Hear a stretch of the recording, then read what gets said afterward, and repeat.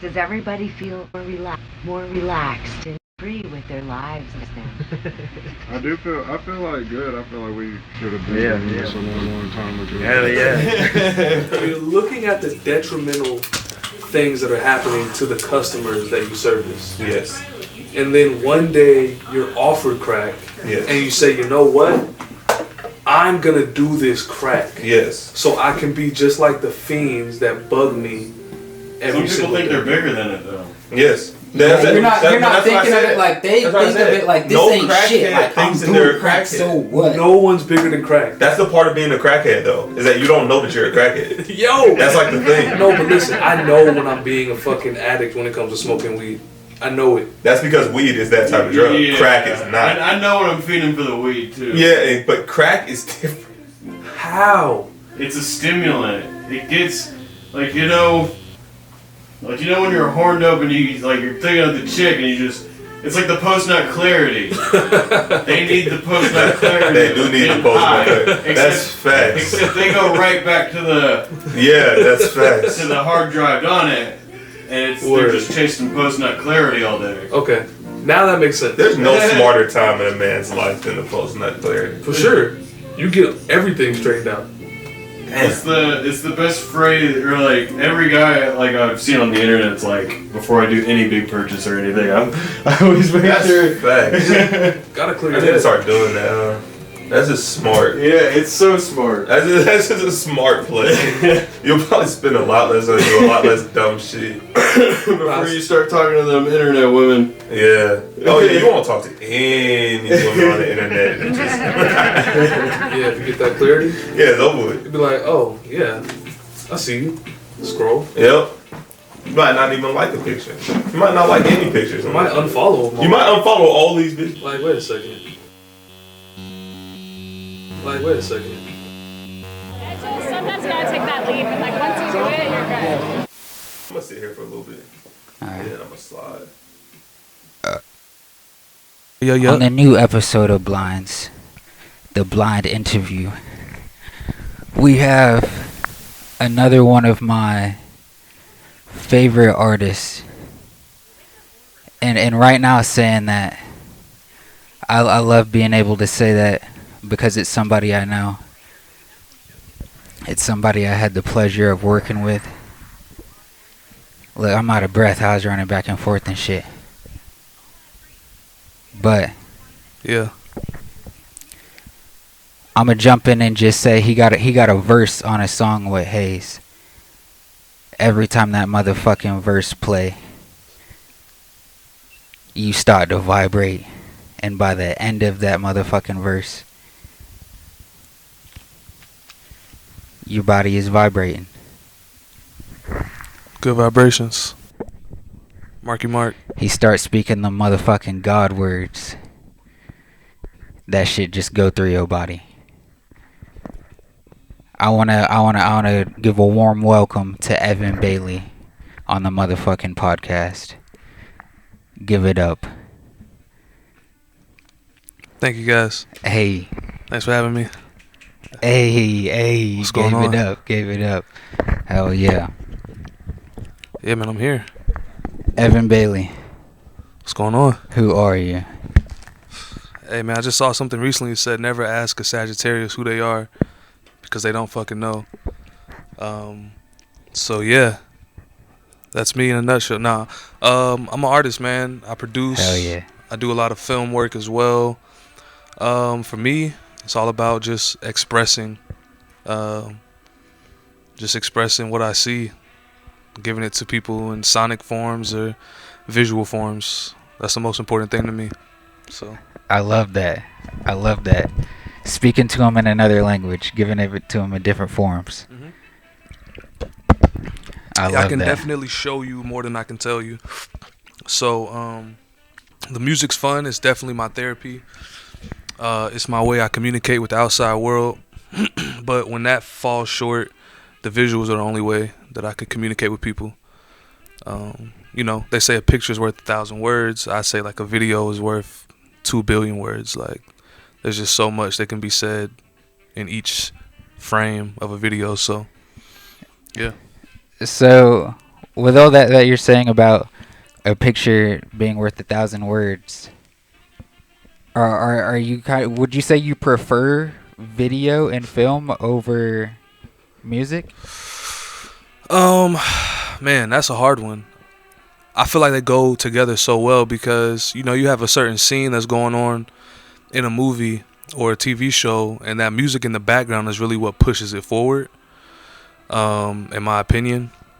Yeah. So for me, that's what I've been taking a lot of time off doing, is creating this world in which these alter egos of mine exist, and somewhere where these stories that I put in my music and these messages I put in my music actually have a place to exist, so people can actually see them and take them in for the full value that it is. Not saying that the lyrics don't do that, because obviously you felt something from a few of my verses before. Yeah. But I feel like having that visual presence on top of it just really cements it. It makes it solid. It's like, okay, now I truly understand what he's saying, or understand what he's trying to show me. So. Okay, hell yeah. You feel like you got to give him that total package for him to Yeah, understand the whole 100%. thing. I think I'm too complex. I'm a walking paradox. So just hearing my music, you might, you hear one song, you have a certain opinion of me. You hear another song, and it's a totally different opinion. Yeah. You know what I'm saying? So the visuals is like, all right, now I get it. It's clear. It's understandable now. So. Yeah. Okay. We about to jump back to the beginning. Okay. When can you remember you first started to create art? All right. I mean, if we take it all the way back to the jump. All the way back to the jump. The first time you can remember. It doesn't even have to be like the first time you created anything that was art. Other than like art school, when was the first time you started like working towards something and doing it a lot? Like, how it is when you start to do something over and over and you start to hone in on that craft. When's the first thing that you could think of? All right, so I'll go back before I really honed in, and I'll just tell you how it got started. Okay. So as a kid, they used to call me Dr. Evan, or they would call me, they used to call me Dr. Evan, and that's because I wanted to be a scientist when I was a kid. And so just exploring different like science kits my babysitter would give me, or like my pastor would give me. I started messing around with science, and I realized that I had a love for doing things with my hands. So moved from science to engineering. Like I play with a lot of Lego sets, and then from Legos it went into art, like drawing and painting and stuff like that. And so that's what I thought I was gonna do. I thought I was gonna like do animation, create cartoons and shit like that. But then I got into middle school, and the art just wasn't getting out the feelings that I had. Okay. So I started. No, wait, did you ever dabble and try to do any of the animation? Like, did you ever download? I did. Any? Okay. I went to Southern Polytech for summer camp one year. Okay. And we had an animation class, so we made cartoons and shit. And I really wish I had it because it was fire. Yeah. Like it was. I mean, fire. it probably looks what like program shit was now. it? Do you know what it was? I have zero clue what it was that I was working on. But this might sound retarded, but it was like Donkey Kong with like a laser gun, and he's like shooting these zombies. It was cool. Yeah. It was cool. It was a lot of fun. But yeah, like I was saying, it didn't really get through the message that I was trying to get through. Okay. So I started just writing when I got into middle school. Like I was just writing random raps for no reason. Yeah. Like zero reason whatsoever. And you feel like it was getting that message through. Yeah, I mean, I was definitely getting everything off my chest that I was feeling, and it probably wasn't anywhere near as articulate as it is now. Yeah. But at the time, is that it? You just felt like you were able to get more off your chest with it? For sure. Like yeah. I know when I first started writing, it's because I was always angry. Like I was an angry kid, and I had no reason to be angry, because I had a good life. But I was an angry ass kid, so mom making me upset at some shit, or some kids at school pissing me off. Cool, I'm about to go write it. I'm about to go write about it. And so I was writing raps in middle school. Yeah. And it was cool. And then I started writing poetry, and that really helped my writing. Okay. That really like just developed my writing into a whole nother level. And then I left from doing poetry and just went straight into just writing raps. And I remember I had a cassette player, because niggas don't have cassette players no more. You know what I'm saying? We put the tape in it, close it. So I used to wait for V103. They had a like a top 8 at 8, or maybe it was It was something they had like 9 p.m. I think, not 8 p.m. But they would play Yeah. like the hottest new songs out or whatnot. And so basically, I'd wait for the intro or the end when it was just beat, and Yeah. I'd press record on the tape recorder, and then I would just rap over these beats. Yeah. With all the shit that I was writing and stuff like that. And so I was doing that. I felt kind of corny, but at the same time, it was like empowering because I was doing something. Yeah. I started playing it for people at school, and they was fucking with it. And so Hell yeah. I was like, all right, cool. So then I started like shopping out mixtapes. I would like record a tape from the hot playlist or whatnot, and then I would just give them out to people at school and shit like that, and they would listen to it. And then I'd have like What grade was this? This was probably all right. So I was playing basketball at this time. So this is probably like sixth and seventh grade. Damn. Yeah. Yeah. So I mean, I didn't know what I was doing. I was just doing it, Right. and it was fun. Yeah. It made sense. So yeah, people would be Hell listening yeah. to these tapes. Some of them would have like a little verse from me on it or whatnot. And so yeah, I was just doing that. And then let's see, we get into high school. I meet this dude.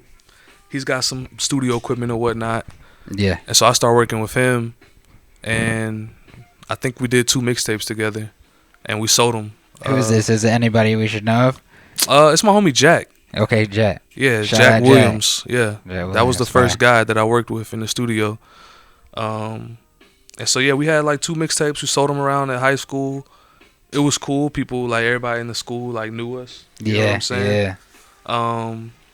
And it was just fun. It was just a lot of fun. It wasn't so much thought that went into it. It was just we gonna write some songs to some beats. Yeah. Put it out and just keep it pushing. Hey, put it out and just keep it pushing.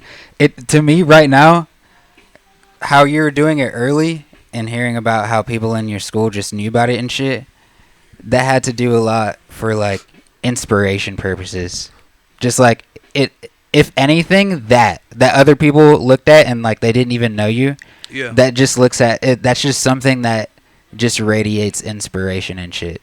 So sure. that has to be sparking other people. That's fire. No, and I definitely attest to that. That's how I ended up meeting a lot of my friends, and a lot of people would come up to me randomly who I had no, like I didn't, like this guy knows some of my people, some of my friends from high school, Right.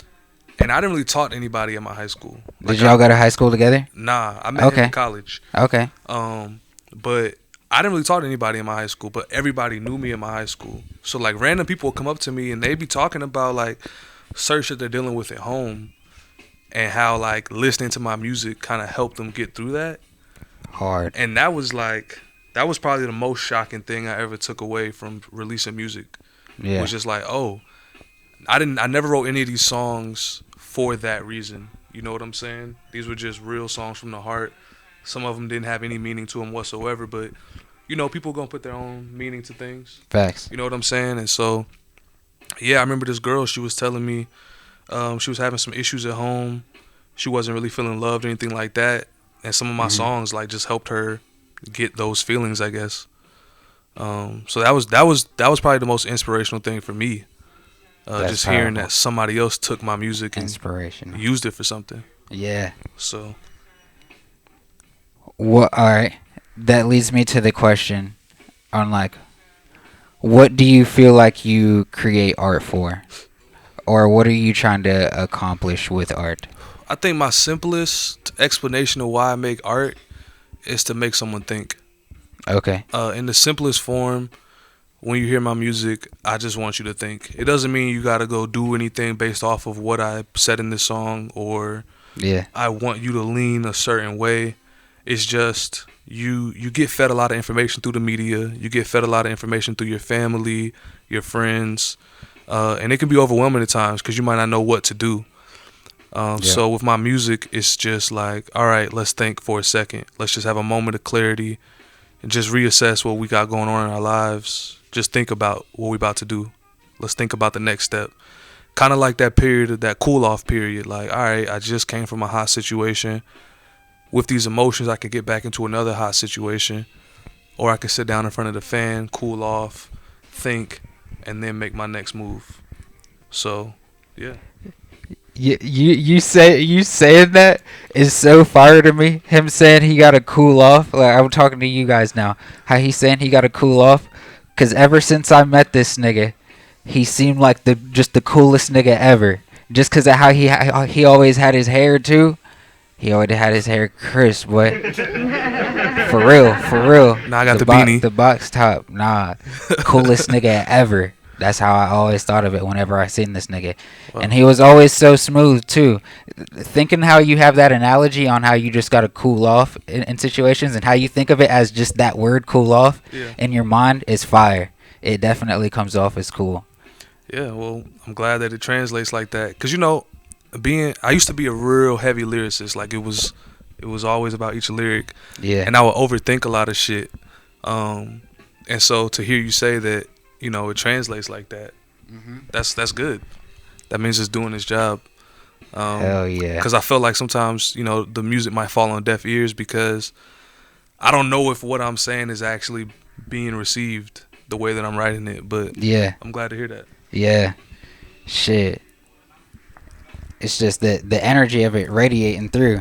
At that point, it might not even be like what you're saying lyrically. Thinking of it now, it could just be the energy you putting off whenever you saying it, how you saying certain shit.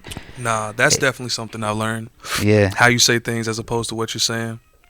That seems to be everybody's favorite quote right now. Yeah. So, yeah. I've been hearing it from a lot of comedians too. Even throughout fucking history, I guess you would say. Like them saying how like they lead up to their jokes and shit, and how they hit the punchline and shit. No, that shit is real. Yeah. Because you got to have that timing to be perfect. Otherwise, the joke's going to fail. Yeah. Or fall. No one's going to laugh. They're going to be like, oh, Mm-hmm. nigga saying something. Yeah. And they be saying it's how they say it and shit too. What little pause they leave and shit like that. That's why I love Dave Chappelle. I feel like Dave Chappelle always has his timing perfectly. Even though he's a controversial subject, I mean, I feel like he delivers some real social commentary in the best way possible. You know what I'm saying? Like, I'm going to be real with you guys, and some of y'all not going to like it, but it's true, and the ones who know it's true are going to laugh because it's true. You know what I'm saying? So, would you say you agree with what he does? with his comedy? Well, yeah. 100%. With the social commentary. I look Hell at Dave Chappelle. Yeah. Hell yeah. I look Carter at Dave was saying Chappelle it's his like job, kind of.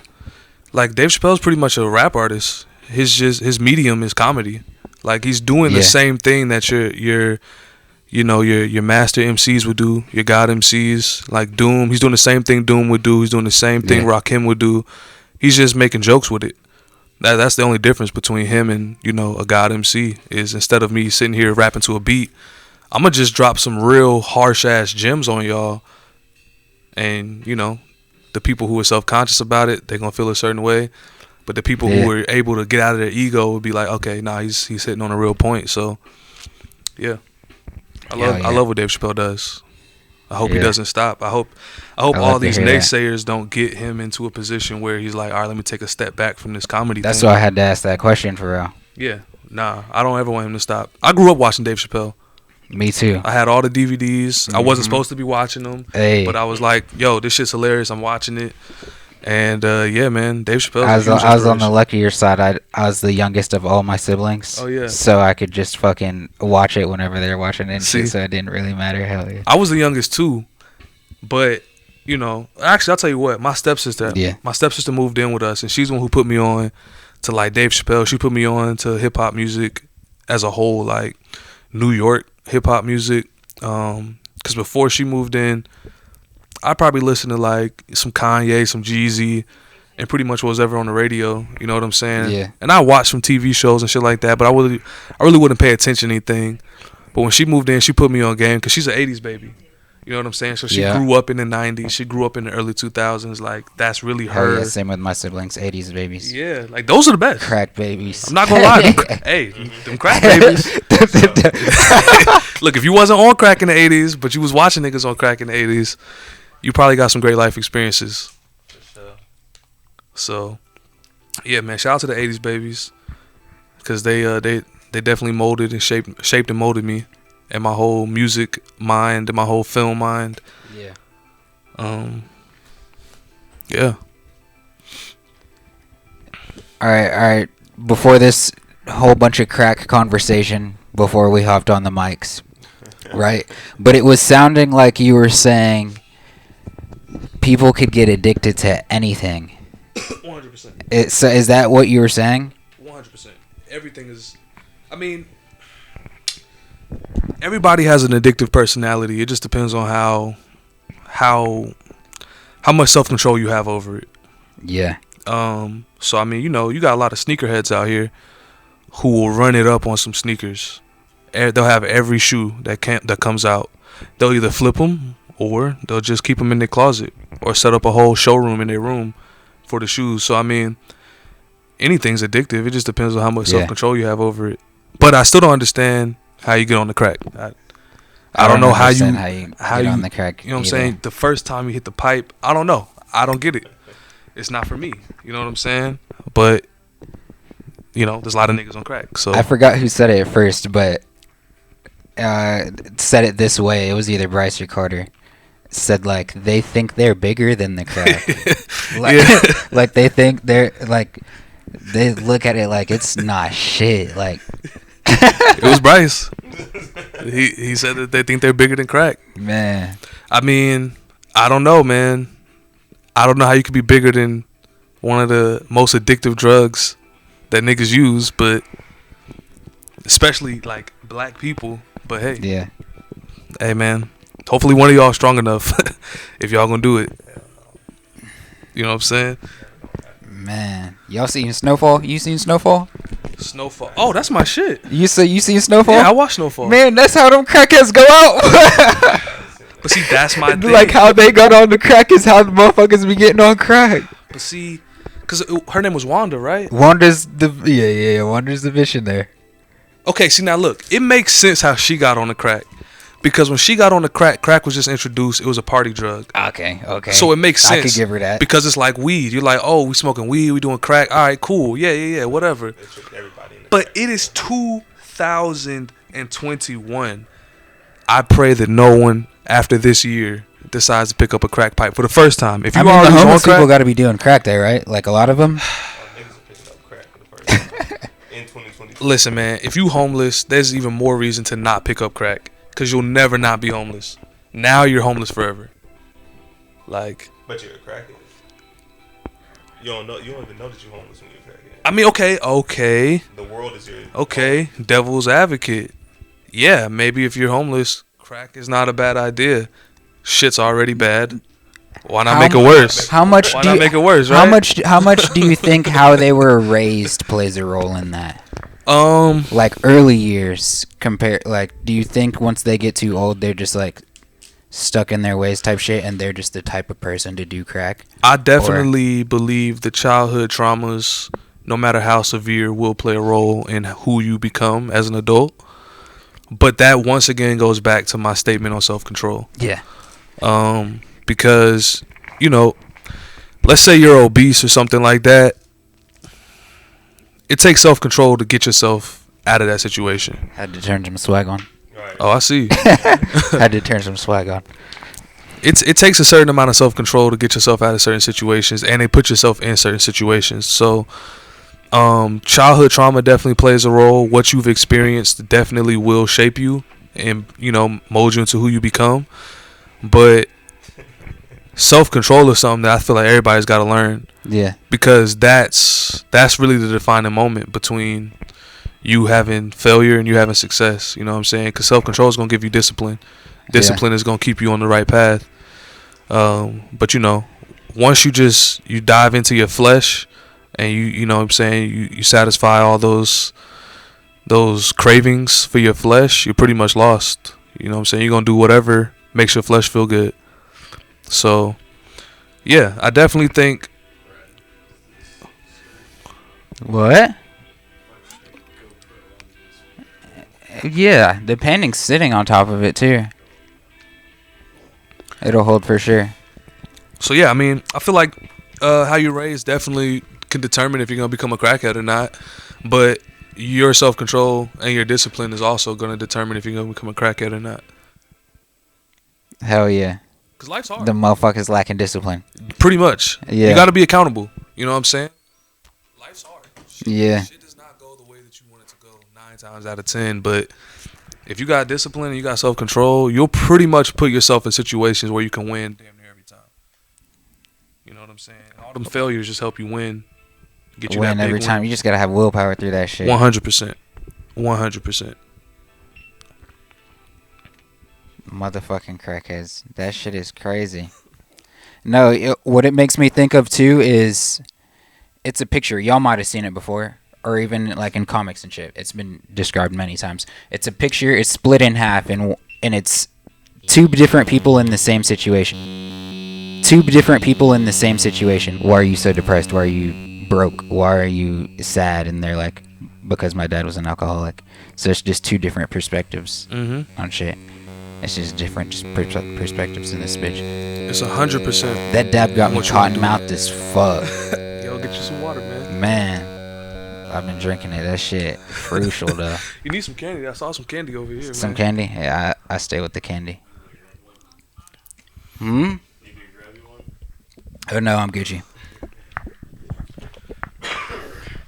But yeah, I mean that's definitely a thing. I have some friends who've had some very rough upbringings, Yeah. and real shit. One of them chooses a certain path and he's more successful, and the other one chooses a different path and he's not as successful. So it's 100% on what you want to do with your situations, cause can't nobody get you out of your head or out of your feelings except for you. So that's something that you have to do. Like literally, it's up to you. Oh, that Mac Yeah. Circle City? Shades are nice. Fire. You like it? Fire. I feel like I'm in I a just a got whole his, different place his with these. I didn't faces. even notice. Bro, get the In a album, get the whole different vinyl. motherfucking space. I just copped the vinyl. They still got them on Amazon. So when I was at a truck stop on tour, Is that GoPro on? middle of Carter, fucking right now? nowhere. R.I.P. Mac Miller. Yeah, shout out to Mac, man. Mac was a R.I.P. huge Mac inspiration for Miller. me. Mac Miller, Really? Big Crit, Kanye West, because they were producers and artists. You know what I'm saying? Okay. And that's definitely my process. Facts. So those are massive How inspirations. to me. early would you say you were listening to Mac Miller?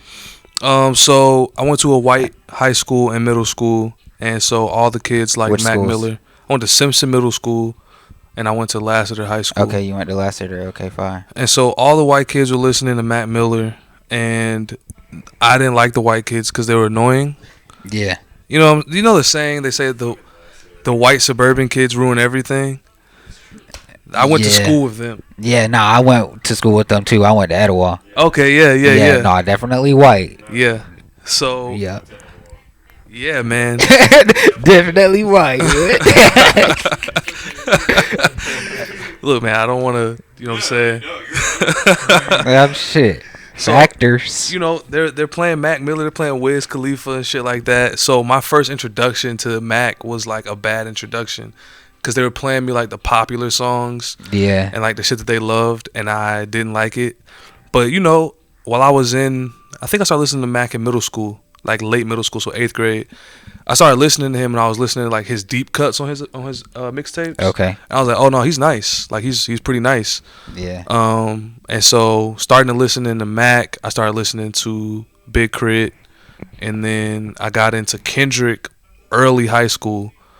And that just put me on to the whole wave, like the Top Dog wave, and then from there I was listening to Rocky, Flatbush Zombies, like that whole generation of music that was coming out. Facts. But yeah, I would say Mac was probably, out of that generation of artists, Mac was the first one, and I was probably 8th grade. Okay. Fire. I would say he's one of the large reasons I fucking started to make music for real. Yeah. Yeah, it's a good reason. Yeah. For real.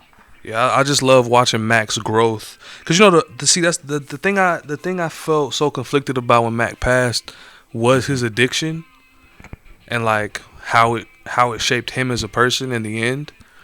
But all in all, the way he expressed himself just spoke so much more, like just his awareness and his consciousness of his situation, and how he turned that into just some beautiful music.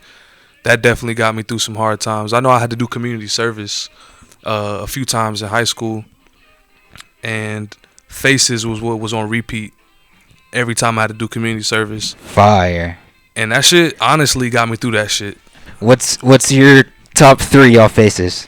Man, hold on, that's okay. Angel Dust is definitely is my number one on Faces. Sample on Angel Dust is ridiculous. It's ridiculous. Duke Ellington, Miles Davis, like ridiculous. Let me see. I love Happy Birthday. That's a fucking banger right there. Obviously, the song he's got with Rick Ross. What's that? Insomniac. Insomniac. Yep. Yeah, that shit's amazing. Yep. I mean, look, I play this album. If I play this album, I'm not listening to one song. I'm gonna go through the whole thing. Like, I just have a huge connection to this album. But Hell yeah. I'd say on this album, my least favorite song, because I can't really say my top 3. Yeah. My least favorite, damn, it might be the bonus track that they added when they put it on DSP. Really? Yeah, I don't like the bonus. And Colors and Shapes isn't my favorite song by Mac. I know. I get where you're coming from on that one. It's super exotic. Yeah, like The drum Yeah, it's It's hella experimental for sure. it's not bad whatsoever. But for me personally, it's not. It's a song that I might skip if I listen to the whole project. Not that I will skip it, but I might skip it. But that whole project is definitely one of my biggest inspirations when it comes to music, just because of how experimental it was and how honest it was. I feel like that's his magnum opus. I feel like we really get to see who Mac is and what he wants to change in his life, where he wants to be, and where his mind is on that project. I still love watching movies with the sound off. That right there is probably, like, as far as popular Hell music yeah. goes by Mac Miller, that's the one. Watching movies with the sound off. I fuck with that. That's a one. classic. Yeah. Good AM is good. I like Good AM. Circles is nice. And let's see, he has Swimming. I don't think I really like Swimming that much. But it's not a bad album. I don't really think Mac made any bad albums. Yeah. But definitely Faces and watching movies with the sound off. Those are the go-tos. But Good AM has some really nice deep cuts. It has some really nice, like, B-side songs on there that I'll just have playing when I'm driving, and it just comes on. I'm like, oh shit, I forgot about this song. It's amazing. Yeah. Like a Rush Hour off of Good AM. Love that Hell shit. yeah. Juicy J features on that. Yes. Mm-hmm. Facts. Bro, shout out to Juicy J, by the way. That was another bad introduction I had going to white schools. Really? Juicy Yeah. J was one of them? Oh my gosh. Damn. Bro, Juicy J was their favorite. Juicy J, Gucci. The Stay Trippy album. Yeah. Nah. They was definitely trying to ruin that. Yes. I know what you're talking about. Yes. Those were Yeah. bad introductions. Because they had me hating on, like, Trap Gucci. And then when I went back and listened to Trap Gucci, I was like, damn, this nigga's nice. Like, I would prefer this Gucci over, post-jail Gucci. Mm-hmm. But, yeah, man. Juicy J. Shout out to Juicy J. Shout out to Project Pat, whole 3-6 Mafia. Hell yeah. They make great fucking music. Yeah. Their production style is it's perfect. Yeah, I would say. Like, especially from down south, when it comes to sampling. Timeless shit. Yeah. For real. Like, Did you ever hear the Dolly Parton Grammy interview? nah. Did she shout out 3-6 Mafia? Yeah. Oh, shit. Competing for a Grammy, and like everyone thought Dolly Parton was gonna win, but fucking 3-6 Mafia won, and so the media tried to like, oh, are you pissed that 3-6 Mafia beat you? And like any other artist probably would have tried to stir up some shit, but Dolly Parton, being the awesome person she is, was like, hell no, they're from Tennessee. We won the war. Like, I don't give a Hell yeah. fuck. She's like, Tennessee, baby. Nah, that's what it's about. Hell yeah. Yeah, I like Dolly Parton. Mainly because she wrote that song that Whitney Houston, like, killed. What's that shit called? Yes, I'll bro. always love you. That shit right there. Okay, nah. Bro, you should listen to Dolly Parton. Yeah. You should. Yes, the story Yeah. behind that song is crazy. But yeah, I mean, shout out Dolly Parton, because without her, we wouldn't have that Whitney Houston banger that she is immortal through. Facts. Shout out women in music. Yeah, shout out all women. Period. we love the women. It's great. Man, shout out all women. Super motherfucking powerful. Mm-hmm. All right. Yeah, it's been a very good year, a very good few last years for women in music. Hell yeah. And in entertainment too, like Yeah. movies and film and stuff like that. Yeah, shout out to women, man. I like to see them win and get the recognition they deserve. Hell yeah. All right, I'm gonna switch it up and I'm gonna ask you this question. When did you know you wanted art to be your career? Man, I knew that shit when I was in middle school. Okay. When I was writing songs, I was like, yeah, nah. I mean, I'm not the type of person to work in the office. I'm not the type of person to work in retail, food industry. Like, I have a breaking point, and it's very easy for me to hit my breaking point doing monotonous jobs that don't really have any growth whatsoever or really any impact in the community. I feel that. So music and film was definitely like, all right, this is the path. We're going this way. If it's not this way, shit, I might as well not be alive. Like, no cap. So middle school is when I first started testing things out. High school, I realized that I needed to have music videos and nobody could shoot like me. So I started shooting videos. And once I started shooting videos and seeing how it intertwines with the music, I knew at that point, like, all right, there's nothing else we could do. So, you know, my whole high school journey, my parents is like, yeah, college, right? You know what I'm saying? Doctor, business. I'm sitting there like... They kept saying that to you while you were in high school. Man, what? Damn. My parents would be so happy if I came home and was like, yeah, guys, I make like 7 figures working in the office. They'd be like, wow, we're so proud of you. But I would probably kill myself. Like, yeah. Or somebody in the office. Like, I can't do that shit. I applied for a couple of jobs in corporate America. Yeah. And I had to wear like a suit. And I had to have my hair a certain way. I couldn't have my earrings I definitely in. worked one of them jobs, had to throw a suit on every morning type shit. Bro, look, man, I've never been that close to suicide or murder in my life. But what do you think it was? What do you mean? Like one of the two? What do you think it was about working in corporate America that made you think murder or suicide? I'm a rule breaker. Okay. When I take tests, I take them from the back. Like, well, hold on. Let's pause on that. Hey. When I take tests, I flip the test over. Come on, man. And I do the test. He said I flip it over. I do the test backwards. Like, I do everything backwards. My whole process on everything is backwards. Like, I'm the type of nigga who would start up an entire business and then do all the paperwork. Like, I'm super backwards with everything. So for me, working in corporate America is like, all right, look, bro, I know how to do this job. I can sell this product, whatever you need me to do, but I can't come in here dressing like a clown. Like, yeah, I can't come in here being all stiff, and I can't come in here and have to speak a certain way. I got to be me. Like, if I'm not me, why am I here? You know what I'm saying? So, yeah, definitely it's the rules, the standardization of working in corporate America is why I can't. And you know, I can't be mad at all corporate jobs. Do you think it would have been accepted if you did that? What if even if you like dressed the same way, I guess, because they wanted you to dress like suited up, but even like acting a different way or speaking a different way, do you feel like they would have straight up denied it? I don't know. I can't say that they would deny it for a fact. Yeah. Because I was never there long enough to find out. Dipped on them. Yeah, 100%. I'm there for one day, maybe two. I'm out. Yeah. But I just know, and also the people, because you know they say your network is your net worth. So the people that I'm working with, I'm seeing what their aspirations are in life. I'm seeing what their goals are in life, and they're like, yeah, bro, I could sit here for 30 more years and just rack it up. I'll tune up my car, buy a nice house. All of that shit sounds great, but the 30 years sitting there to do it.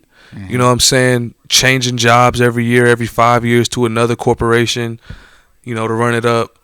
That's just not for me. Like, Yeah. I gotta create some sort of impact. I gotta speak to the people. I gotta show the people something. I feel like there's a lot of knowledge out here that most people aren't privy to.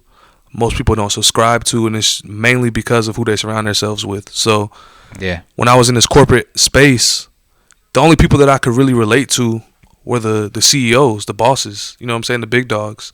And it's like, all right, am I about to work my way up to one of y'all's position, or am I just gonna go be a CEO of my own shit? Yeah. You know what I'm saying?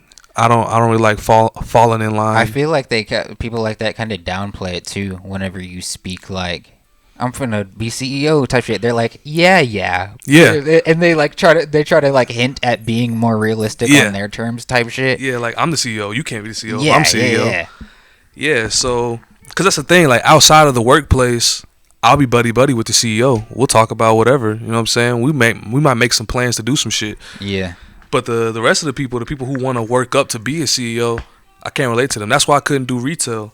When I realized I was smarter than all the managers of all the retail places I worked, I was like, oh yeah, nah, I can't work with you guys. Yeah. Because then I'll just end up being in your position one day. But I'm smarter than you. So the whole time I'm working up to get there, you're doing dumb shit, and I'm catching you on the dumb shit. I was gonna ask you that question too. If you feel like whenever you go into these jobs, you just feel like you're the best nigga in there. Yeah, 100%. Yeah. I walk in and I'm like, oh, I see what's going on here. None of y'all have anything to do with your lives. Got it. Okay. Do I want to be here with y'all? And not to downplay them, because some of them niggas be doing some crazy shit outside of work. But I just didn't want that to be my path. Yeah. If I'm gonna do something to make money, because first off, I say it like this: I don't really care about money. Like, I could be homeless in a car. If I can make music and shoot some videos, and just go charge up at the McDonald's, use the Wi-Fi at the Starbucks, I'm good to go. You know what I'm saying? So if I'm gonna do something for money, if I'm gonna trade my time for money, it's got to be something that I'm interested in. Good to motherfucking go. See? Yeah. Like, I have to somehow be able to use this job to leverage whatever it is I'm doing, or leverage some sort of impact. If it's just, come in, clock in, do this monotonous job, then go home, it's like, nah. I can do it for like a week, maybe a month. I worked at FedEx. You see, I got this FedEx hoodie on. That shit was like a little bit less annoying. They look like a good quality hoodie too. Listen, man, I'm gonna tell you right now, the number one reason I liked working at FedEx is because all the shit they would give you, the clothing wise, was great. Yeah, like they had some of the best. Yeah, I could tell. Some of the best It's crazy. shit. Like, I'm still pissed that I quit before I got the. They had this waterproof windbreaker. Cool. And that shit was cold, and it was like insulated, so when it's cold outside, you're warm. Shit was waterproof. Like, I would have happily quit there after I got that hoodie or that windbreaker, but I couldn't last. Damn. Did about a year, and that was it. Can you check and make sure it's going smoothly on the Pro Tools, like with the headset and shit here? All right, you leave FedEx, and we're speaking about it before the cameras were motherfucking rolling in this bitch, or the mics, I should say. You're doing some film work. You're shooting on sets. Yeah, right now that's what I'm doing. Shooting on sets, okay. Yeah, so right now I'm over at Turner. I'm a camera PA over there, so I assist the camera team with whatever they need. Basically, I go into the studio before the shoot days, like today. Yeah. And I set up all the monitors, I set up all the cameras, and make sure everything's plugged in, everything's routed. So I'm pretty much like the guy that goes in, clears everything up, makes it easy, so when the camera team comes in, they can just press record and do their thing. Yeah. So I enjoy that, actually. I thought I would want to be on the camera operating side, but I do so much camera operations outside of it that it's like, I don't really care. I mean, y'all are paying me. Hell yeah. And all I'm doing is just hooking up wires. I'll go grab some equipment from the equipment room. And it's like so close to what you do already. Oh, yeah. Yeah, it's perfect. Like, it's definitely, that right there changed my perspective on life. I really thought that life was going to be suffering, no cap. I was like, all right, we're just going to suffer through life. Why do you say that? Because I was working 9 to 5 dead-end jobs. I was making music. I'm gonna tell you like this. Yeah. So like I said, when I was in high school, I was making music. Motherfuckers was like, yeah, this shit's nice. They're inspired by it. I got out of high school. I got to college. I started making music, and I wanted to make some shit. I wanted to make some hits, man. You know what I'm saying? Have some like real cool hits. I started making hits. It was easy, but and the response was incredible. People were like, yeah, this song's hard, but I hated that shit, and I hated myself. So I was like, all right, I know for a fact I'm not gonna be that artist that's like all about hit making, because I'm never gonna get to the level I want to be, because I'm gonna hate the entire journey. So I was like, all right, I gotta figure out a way to make money outside of music. So the film route definitely was the route. I can chill, I can be myself, I can be behind scenes, and I can make crazy shit, and I can get paid for it. So, which I'm happy about, because now I get to just make the music I want to make. I can get back to making like real music, real art, and not really think of it career-wise type yeah, shit. nah, I don't want to think about it career-wise. If I think too much about the music shit, it's all gonna be terrible. I'm not gonna go anywhere. But just taking that lackadaisical approach and just really creating based off of the feeling, based off the experiences, then I'm able to make some real art. So Hell yeah. that's definitely the way to go. So yeah, working at Turner that's just changed my perspective on everything. It's like now I can sit back and really just make art, as opposed to trying to make the next song, the next hit or whatever. So Hell yeah. And that shit's stable too, like it's a set job. I mean, right now, I'm basically like a glorified homeless nigga. I'm freelance at Turner, so Okay. they'll call me, and when they need me, I'll go in, I'll get paid, and then if they don't call me, I don't have a job.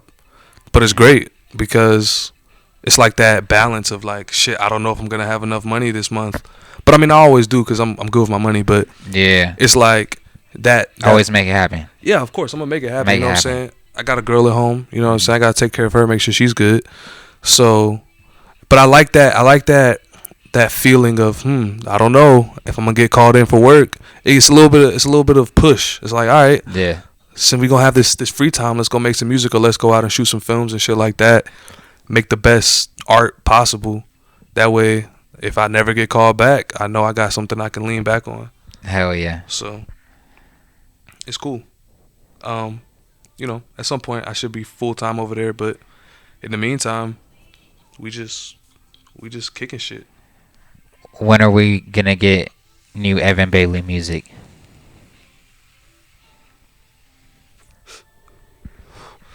Man, that's a good question. You know what I'm saying? Damn, Bryce over there hating. He said never. I might release some music. It ain't coming. Why he saying it's not coming, Evan?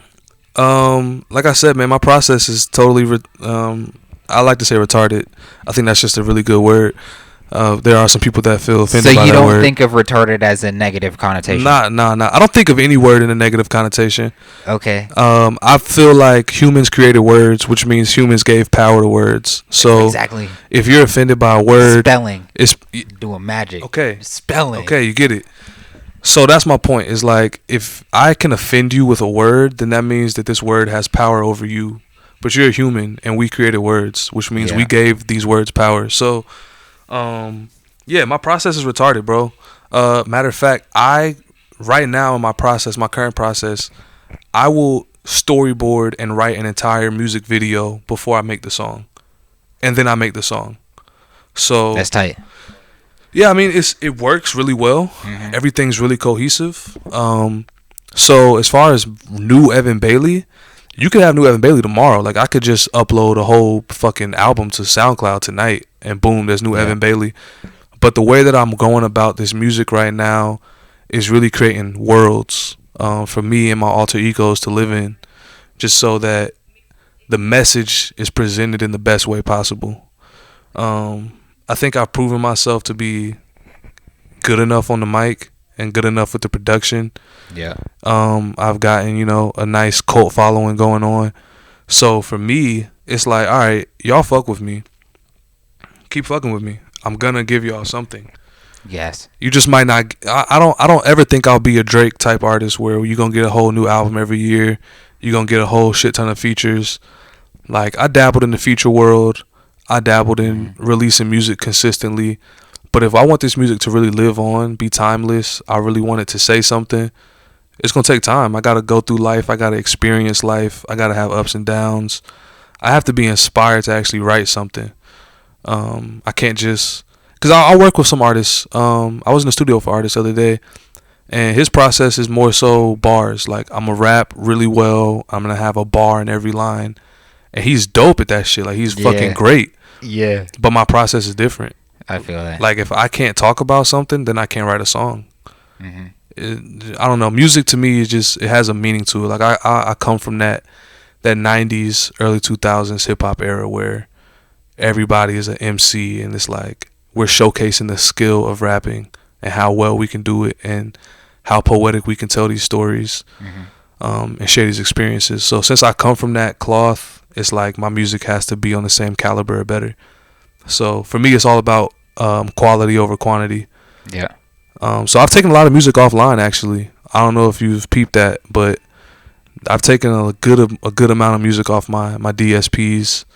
I sampled this song. It's a great song. Fire. But yeah, no, my process right now is. But I noticed the removal of some shit and some cleansing. Yeah, nah, because I don't want to have my shit flooded with just countless songs you can go through. I grow so much every day. Yeah. It's like, I may have written a song that was so honest a year ago, but it has nothing to do with how I process and go through life today. You know what I'm saying? So, and I took down some songs that I felt like I was impressionable at the time when I recorded them, but they weren't really accurate to who I am. So, yeah, I mean, that's pretty much what's going on right now. But every day I think about just uploading like a whole album on the SoundCloud, just giving the people some. What holds you back from uploading the whole album? I want people to see it. I don't want them to just hear it. I really want people to see it. You know what I'm saying? I shop my music around to a lot of friends that I consider to have really good ears. Yeah. I mean, shit, Antonio Michelle, like, a very close friend of mine, and I value his ear tremendously. So basically, you know, me and him, we have a very similar vision. I do a lot of his photography or videos. Shout out Antonio Michelle. Yeah. My boy rocking some Antonio Michelle right here. Got it on him. You know what I'm saying? I got the pen, but it's folded up right now. But yeah, so I value his ear a lot, and we have a very similar vision. So just knowing how he's interpreting the music that he's hearing, I know he can see it, but I know that everybody else doesn't share that same vision. Yeah. So for me, it's about getting people the visual content. I mean, you know, music right now is wide open. The whole music industry is wide open. Anybody could come out at any time right now and drop something that could take over. So for me, in this period of time, it's just about creating the content. I feel that way about everything. No, 100%. I feel like everyone has a strong potential to blossom right now for some reason. I mean, it's because we've done everything. Like, as far as a human civilization goes, we've gone to the max, cycled back around, and then gone back to the max a million times. So right now, I think people want something new. And I truly feel like fans want to live in the world of the artist. They really want to see things how the artist sees it. Yeah. So that's what I'm doing right now. I'm creating that world. So that way when I do release, and I want you to know that when I do release, it's going to be consistent. Like, it's going to be, okay. You're going to be like, damn, could you stop dropping music? Yeah. Because every day I'm getting a new video or a new song. But that's where I want to be. I want to have that catalog where it's like, yep. Okay, hold on. We got that to look forward to. You got it as like your releasing method, the strategy you got with it. So you gonna drop in a barrage, like it's just gonna be a barrage of shit. Yeah, when I drop, people are gonna be annoyed by me. They're gonna be like, damn, I can't get enough of this guy. Like, every day it's something new. But then when I finish that entire barrage, I'm gonna take a break. You know what I'm saying? Depending on where I am in life at that moment, I'll be focusing on that, inspired by whatever's going on in that time, and then always focused on the present. For sure, 100%. Hell yeah. You know what I'm saying? When I was a little pothead, I'd be so focused on the future, and I'd be so focused on the past that the present would just right out of there, and I would lose the moment. You know what I'm saying? That whole moment of inspiration, Yeah. the moment of the opportunity is gone within a second. So now that I have a better head on my shoulders and I think clearly, it's like, all right, we really got to create a world. We got to create something for these people so that we can be consistent, as opposed to just worrying about this, worrying about that. Just really focus on the moment and Yeah. creating from that moment. So Fire.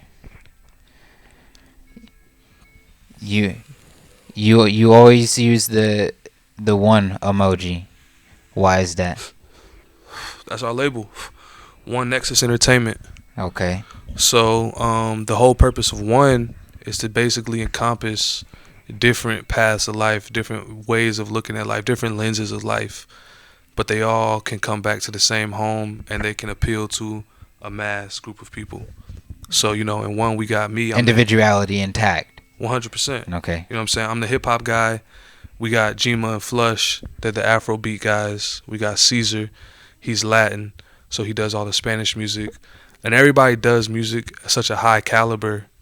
It's just like, damn, everybody's music touches somebody from a different crowd. Yeah. You know what I'm saying? That's how good it is. Like, this guy who's speaking Spanish on all his songs is still able to cultivate an American audience.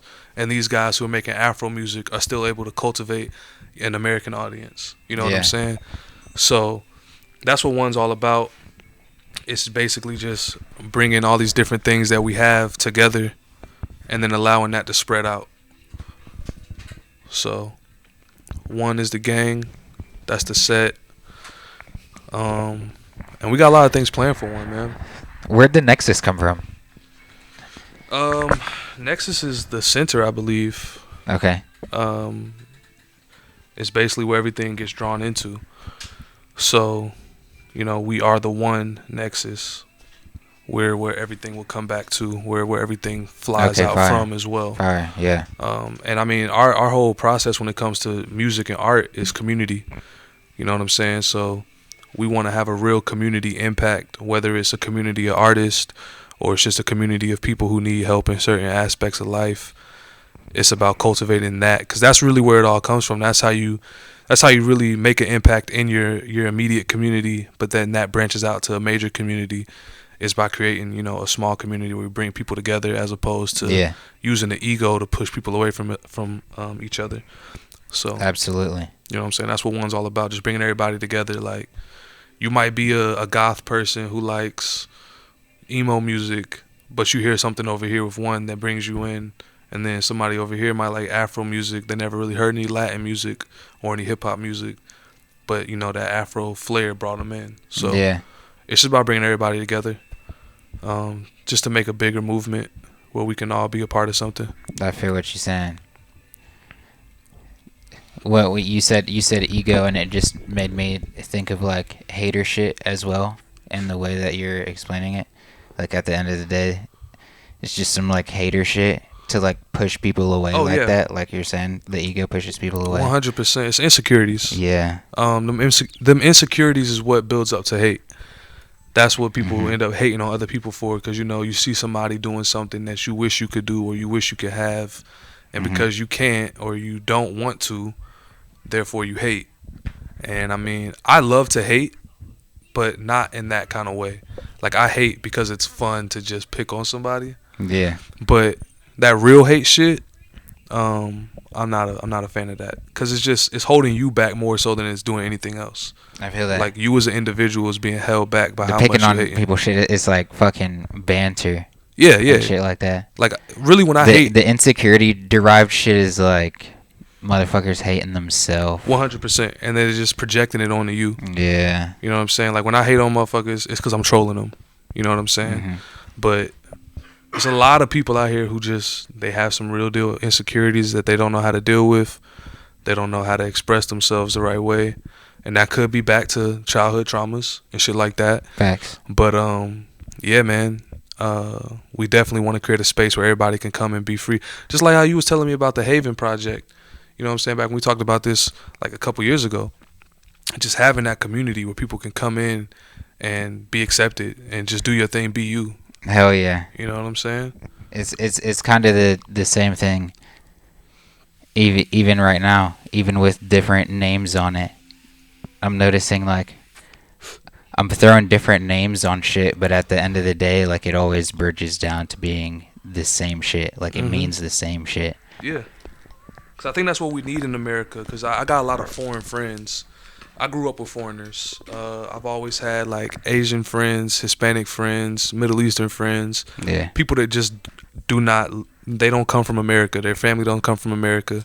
And all these different people, they all have communities. You know what I'm saying? Like the Jewish community. Like there's a place for them to go and have cultural activities and experiences with each other, and help each other out in certain instances in life and things like that. And so I feel like in America, the reason why America is so capitalistic is because we're rugged individualists. Like it's all about me, mine, you know what I'm saying, and I'm better than you. But if you look at anybody who's successful, it's a team effort all the way around. Factors. Like there's no way that anybody gets Power to in numbers. any level of success, you know, without having a team behind them. So that's just what it's about. I think a lot of Americans are starting, at least our generation, we're starting to wake up to the fact that we need a community. We need somewhere where we can all go tap in and, you know, get resources and get assistance, and empower each other, help each other out, so that we can do bigger and better things as a whole community. So Absolutely. I feel like that shit's important. I feel like the way COVID shook shit up also nudges people in that right direction as well. 100%. To have a different mindset or perspective on how to work with or work on things. Yeah, it gave us a lot of time for reflection, self-reflection. And then, you know, you're not around as many people as you used to be. Some of those things that were influencing you can't influence you or don't influence you as much. And then you're away from people, you're away from family, you're away from certain situations, and it just caused you to take a minute to breathe and think. So I was very cool when COVID was happening. Like I was in the crib chilling, doing my thing, not thinking about a single thing going on in the outside world. I mean, that's how I live for the most part anyway. But it was cool because now I'm not the only person that's at the crib. Yeah, doing hey, what I now do. everybody on my time. Yeah, everybody else is chilling too. So it's like, all right, now y'all can just relax. It's not so much about the status no more. Some of you know, I mean, this COVID shit really hit a lot of people who ain't even, you know, in the same category as us. People who were like, everybody. Yeah, like big artists now can't make money because they don't own their music, and so they can't tour. That's what I had on my mind when I was speaking about the people with the different perspectives and mindsets on shit. Because like even the big artists, they're got suffering knocked too. Over, ship tilted over. You know what I'm saying? So I feel like it was a great time for everybody to just reevaluate their situation and reevaluate however they were doing their business beforehand. Mini rapture. Yeah, no, real shit. Yeah. It wasn't this. I mean, shit. This. It's still going on. Mini rapture, yeah. This little mini rapture is still going on, man. You know what I'm saying? People still dropping like flies. It's not covered as much, but hey, man, I'm alive. We're alive. Yeah. You know what I'm saying? Prayers to everybody else who is still alive. Keep living. But yeah, this was a great time for everybody to say, all right, shit's hitting the fan. What are we gonna do that's actually gonna benefit us in the long run, as opposed to this instant gratification? Let's, you know what I'm saying? Boom, boom, boom, boom, boom. So shout out to the pandemic, man. Shout out to the bandemic, because I know there's a lot of motherfuckers who came up. So shout out to the bandemic for sure. Hey, no, see, you brought up the Haven, right? And how I was saying everything else it's pretty much the same shit. It just has different names on it. Everything means the same thing. And fucking tail end of the pandemic, we had the BLYND. Even I can't even say tail end because it's really still fucking happening right now. Yeah. But like before anyone was really doing events through BLYND. Oh yeah. And it was with that same mindset. Everybody fucked up in the mind. Every interview before, everybody had the mindset of like they kept saying when this pandemic's over or like when things go back to normal. And when everybody, have you heard somebody say when things go back to normal? That shit just sounds so crazy to me. So like in my mind, I was like, shit, we about to do that now. We do it back to normal. Bet make it as close to back to normal right now. Yeah, because I mean, ain't no going back to normal. Yeah, Like, that's how I feel about it. it's Too. it's crazy because we're living through this time right now. But in like 10 years, let's say the world still keeps spinning. In the next 10 years, we're gonna notice how many things we do on a normal everyday basis because of this pandemic. Yep. You know what I'm saying? Like, this shit's never going back to normal. It's about to be a new normal. Once everybody adapts to it, gets adjusted to it.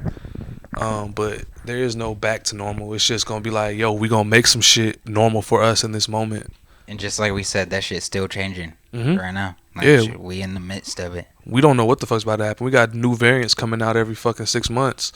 So, Sky Miles Plus coming in next. you know what I'm saying? You know what I'm saying? Shout out to everybody who's traveling right now, man. Get your travels in. You don't know when they about to shut this shit down. Even just how it changed how everything operates, like how every like food industry, for example, they switched to just fucking being more so delivery, more so pickup. We about to get a lot of automatic shit. A lot of automated everything is about to come into play. I mean, it's already, the infrastructure's been here for years, but this pandemic really pushed it over the edge. Yeah. It's like you don't really have to be in the office anymore as a employee. You could be at home. You don't gotta. I mean, they got robotic waitresses, waiters, robotic people on the food line, like serving you food and shit like that. Like, within these next like 5 years, you're about to see a huge increase in just automated services all the way around for everything. Because, I mean, people, you don't really need people anymore. The technology has provided a way to get the same job done. And it's crazy because, you know, you think about when people was in, you know, industrial plants building planes and shit like that. Like, my grandfather used to build planes in a Chrysler factory. Until, boom, we got technology that can build these planes faster than y'all can do it and with less errors. So we don't need y'all. You know what I'm saying? The same shit's about to happen, just on a small, well, I wouldn't say a smaller scale level, just in smaller businesses. Hey, the fast food one coming, it gotta be like at least 10 years. Bro, you seen the machines just flipping the burgers and bro, shit? the fast food shit, I think it's gonna be less than 10 years. Okay. I think it's gonna be the next 5 years. We're gonna have 5 sounds doable too, for sure. We're gonna be getting rid of a lot of these burger flippers and bringing in these robotic burger flippers. And this wait times in these fast food lines gonna be a lot shorter. Bruh. They just gonna be, yeah, your burger's done, man. Here you go. Like, we gonna have like McDonald's. How fast McDonald's gets you your food? Oh, McDonald's definitely used auto robots, Bro. McDonald's gonna be the first one. Because I was about to shout out Chick-fil-A, and I could say Chick-fil-A, they gonna take the longest to do robots. Because they want that. They want that personal. Yeah, see, I fuck with Chick-fil-A because of that. They file, but McDonald's. Oh no. Because McDonald's the already person got you the talk to about to be a robot. bro. At McDonald's already got the kiosk. If you go into McDonald's early enough in the day, when I say early enough, I mean but like before 3-4 p.m. Yeah. If you go into McDonald's early enough in the day, they got a kiosk and they will not service you at the counter. They'll be like, yeah, just hit the kiosk. So like lunchtime, prime time. Yeah, like if you go in there in the morning, lunchtime, unless you just like in a really busy area or you in like the hood, you got a kiosk right there that you're gonna walk to. I know what you're talking about. Put your order in, and then they gonna print a ticket, and then them niggas in the back, they gonna be sitting there like, oh yeah, he just put it. All right, come on, just make the burger for him, and they gonna give you the burger. Damn. Like that's how shit. 5 years, yeah. Mickey D's is gonna be the motherfucking pioneer for this robotic shit. They're gonna be like, yeah, all y'all niggas are fired. Burger King definitely gonna follow suit. For sure. Wendy's gonna be next. Yeah. You know what I'm saying? Taco Bell gonna be next. KFC really should just get burned down. We don't need KFCs see, anymore. that right there though, we could just see the integrity of shit and on how it'll last with time and shit though. Because thinking about it, just that real connection with shit. Chick-fil-A. You gonna be more keen to go to Chick-fil-A because you're not about to deal with a robot. Yep. Some people need that connection, that little small conversation throughout that day type shit. They gonna need a my pleasure at the end of they order. For real. You know what I'm saying? Damn. They gonna perish. Yeah, bro. The other fast food restaurants gonna perish if they gonna do it too though. Yeah, no, they going Damn, this automatic. is your warning. Damn, we warned y'all right here. I mean, look, bro, y'all might as well get a new job, find something that's never gonna go out of business. Shout out to the media, you know what I'm saying? But if you're working in food, I give you about 5 to 10 years. You know what I'm saying? They might keep a manager on staff just to check on the robots. Dining in might do a little increase though. True. But some waiters might lose their jobs. It just depends on where you waiting at. You know what I'm saying? I feel that. Them high end restaurants, they'll probably keep their staff. Waffle House gonna shine. Woo! Listen, man, I don't know. I feel like Waffle House You is think a they gonna be great robots? place to have real people in there because you really get that real nasty ass down south flavor on the food. But them robots That's might what come in there. I'm thinking the robot can't get complex. No, I don't think it They can. make simple shit, but they get complex a little That's bit. why I'm saying they might keep a manager on staff just to be like, well, hold on, robot. You know what I'm saying? Fuck up the eggs a little bit. You know what I'm saying? Make them a little runny. They're a little too clean, a little too perfect. And that's one thing I could say. Whatever industry you in, if there is some sort of human imperfection that is key to making your product A1, you know what I'm saying? They're gonna keep the best of y'all around. But the niggas that just be smoking out the back of the restaurant and shit like that, or the back of the office, y'all aren't really doing shit to make that place any better. Yeah, nah, they gonna put a robot on your ass. It's gonna be like iRobot. I'm already knowing. I'm kind of excited, but I'm not at the same time. It'll be kind of cool to like go to a rich nigga's house and be like, oh, you got a robot butler? That's fine. But at the same time, Finesse the robot, hack that motherfucker just with your words. listen, nigga. listen now. I would say if there was any regret I had in life, it would be not going into computer sciences and learning how to code and hack and shit like that. Because I'm gonna tell you right now, man, if I had the skills to hack, Evan Bailey would be releasing music every day. It'd be right on your phone. Once you turn your phone on, my song is right there and it's already playing, and you can't delete You think it. so? You think if you had like the Oh, bro. I mean, skill to hack, you'd just be hacking shit nigga, into our if phones? I had the skill to hack, Ah. I'd be in Costa Rica right now, and like Okay, one of bro. them nice little condos. You can see the mountains outside.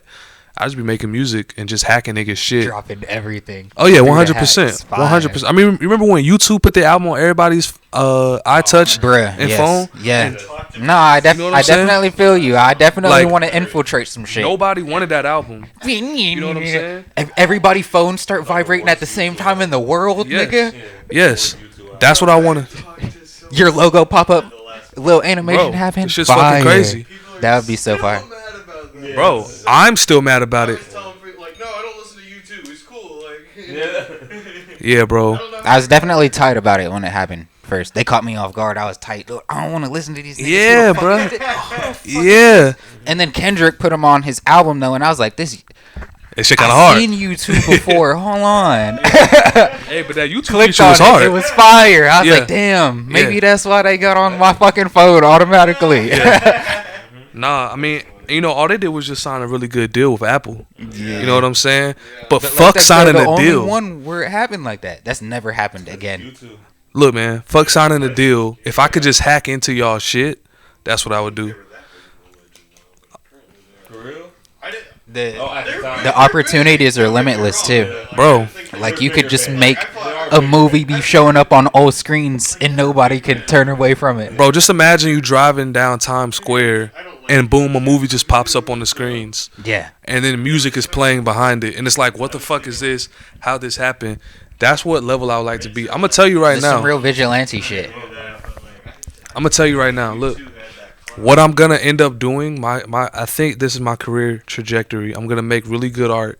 This Okay. art is going to inspire somebody who's just in their fucking basement hacking some shit.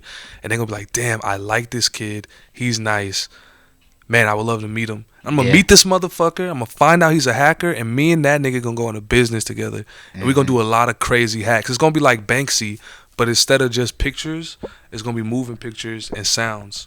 You know what I'm saying? They gonna know how to code or know some friends that motherfucking can code everything else too. Bro, and that's Down it. to the T. I just need to get hooked into a network of coders and hackers, man. That shit gonna happen. You know what I'm saying? Like that's probably my biggest dream in life. Like Yeah. fuck the fame. Give me a helmet or a mask and let me hang out with some hackers and coders. Bruh. And let's just change the whole world. Because I feel like they're the ones who have the capability to do it. Because everything is computer based right now. Everything. Like all the new cars coming out got computer systems in them. The new electric cars are all just fucking driving iPads.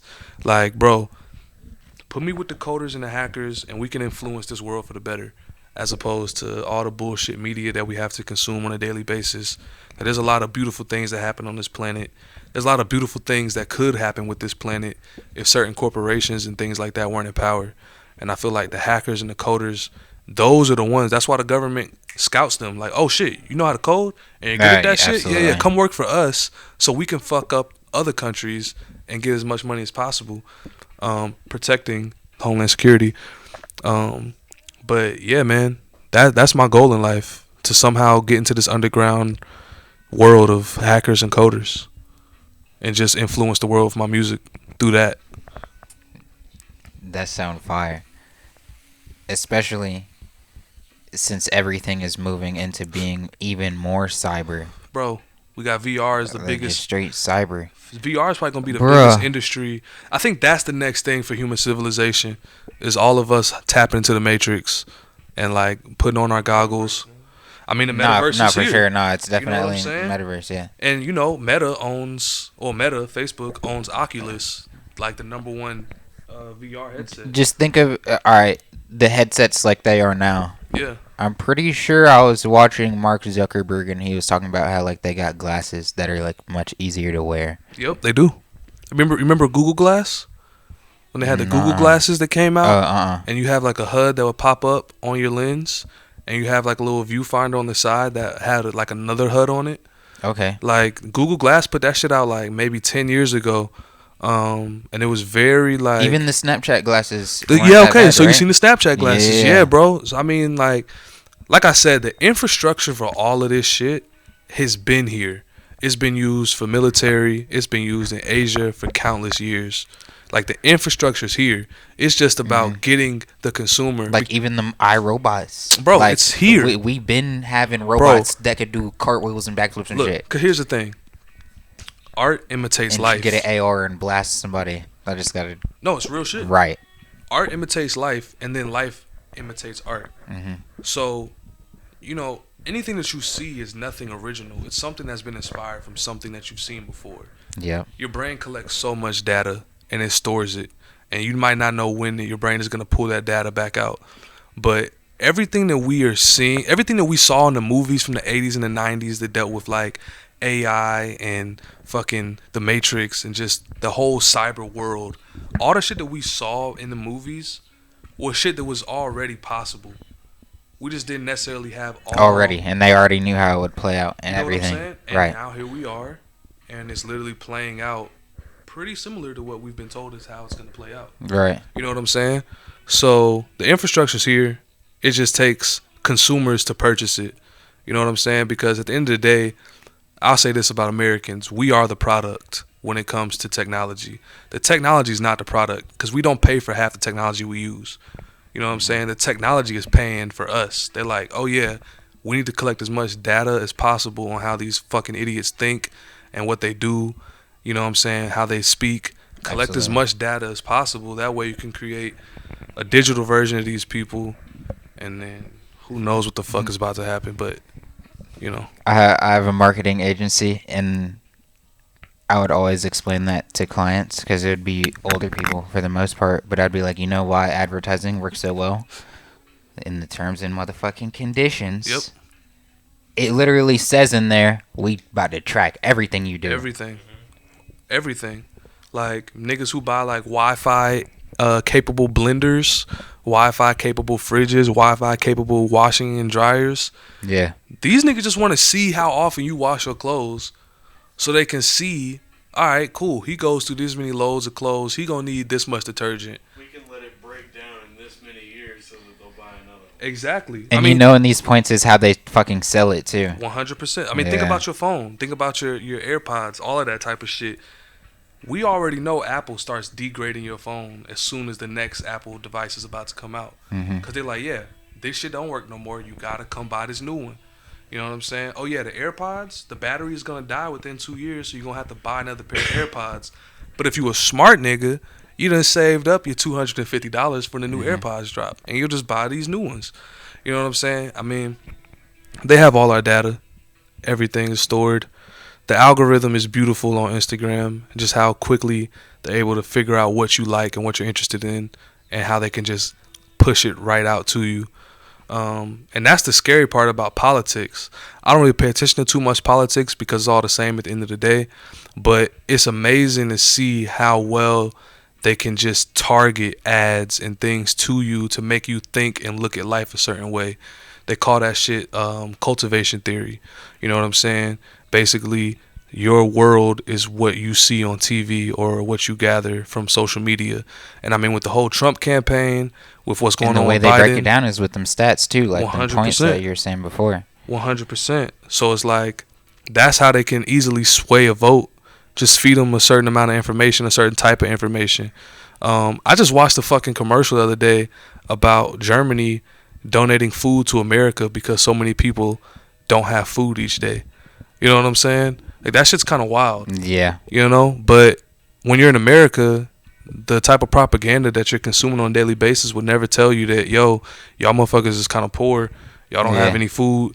There's a good few million of y'all that don't have places to live. I gotta and shit throw like in that. the propaganda that we were fed too, to make it seem like everywhere in Africa was like starving fucking black babies. Like they got me. They fucking got me, nigga. Because when I was little and I was seeing that shit, I was like, yo, they down bad in Africa. Yeah. But I mean, in all actuality, in Africa, they living great. Bruh. You know what I'm saying? I mean, there's places that are Bonkers. trash, but Right. there are some beautiful Just like places everywhere in though. Of Like, course. like their beautiful places are better than a lot of other people's quote unquote beautiful places. Something at a school, and they didn't start the day with the national anthem. Instead, someone came on the monitor and said, "Hey students, stand up and say the mantra." And the mantra was something like, "We are strong, we are like individuals, and we are going to be future leaders." I was like, They would never do that shit. I was like, y'all don't start the day with nationalism? Yeah. I was like, that's an option? Yeah. I was like, that's sick. Yeah, nah. And I was see, like, I never even realized that. that's what it's about, man. I mean, we've been fed so much propaganda for so long. Most motherfuckers wouldn't know what the outside world looks like. And like I said, I got a lot of... People never leave their own couch. What's fucked up Yo. is everywhere gets propaganda. Everywhere does get propaganda. But that's the beautiful part about travel. You gotta travel. You gotta get outside of your bubble. Because once you do, you really get to see what the world looks like. Even if it's only going an hour out of your bubble.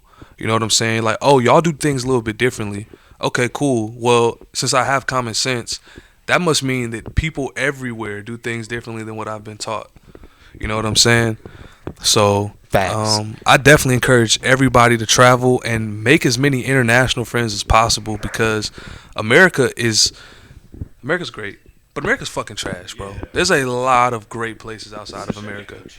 Yes, like, Yeah. I bro. went to Japan, and like, Whoa, I mean, yeah. you went to Japan? That's my dream destination. Coolest place ever. Yeah. I mean, like, I thought Southern hospitality was good. Japanese, like, everyone. There will be a line for people to give you the shirt off their back. Like, Wow. I mean, everything they do is for the better of, like, others. Whether it's, like, the small... Right. The thing I miss the most about Japan is when you're...